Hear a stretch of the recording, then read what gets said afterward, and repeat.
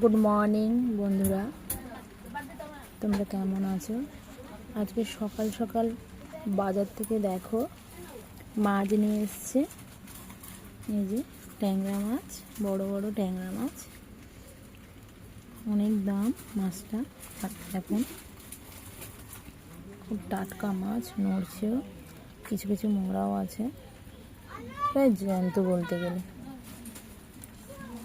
প্রায় 1 কেজি বেশি হবে আরও এনেছে। এটাকে আজকে ঝোল হবে, মাছের ঝোল। আর এই যে দেখতে পাচ্ছ চিচিঙ্গাও নিয়ে এসছে, এতে চিচিঙ্গার একটা সবজি হবে। আর এই যে লেবু, মাছটা দিয়ে লেবু দিয়ে খেতে খুব ভালো লাগবে। লেবু খেলে তো পাতে আরও কিছু বলা যায় না। আমাদের লেবু প্রিয়, পাতে লেবু পড়লে আর আমার কিছুই চাই না।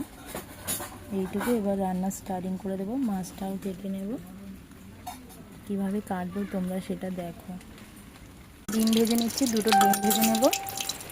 ভেজে নিয়েই পান্তা ভাত দিয়ে খাওয়া হবে। পান্তা ভাতের সাথে ডিম দিয়ে খেতে খুবই ভালো লাগে। তোমরা খেয়ে কিন্তু, আমি তো খুবই খাই। তোমরা কে কে খাও কমেন্টে জানিও, কার কার ডিম ভাজা দিয়ে পান্তা ভাত খেতে ভালো লাগে। এবার খেয়ে নেব। খেয়ে খাওয়ার পরেই রান্না বসিয়ে দেবো। মাছগুলো কেটেই বসিয়ে দেবো। দেখো বন্ধুরা, ভাজাটা হয়ে গেছে, ডিম ভাজাটা। এই যে পান্তা ভাতে জল দিয়ে রেখেছিলাম। পান্তা ভাত খেতে খুবই ভালো লাগে ডিম ভাজা দিয়ে। এবার খেয়ে নেবো। দেখো বন্ধুরা, মাছগুলো কেটে নিয়েছি ভালো করে। মাছের ডিমও ভর্তি হয়েছে। এই মাছের ডিমগুলো খেতে খুবই টেস্ট, খুব ভালো, আর খেতে খুব ভালোও লাগে সত্যি।